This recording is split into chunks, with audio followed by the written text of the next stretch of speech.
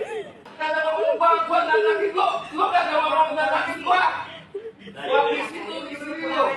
Pulang lapor polisi. Itu barang dia apa barang mama lo? Dia ada nantangin gua nggak? Ngomong nantangin lu. Berani coba aku nantangin.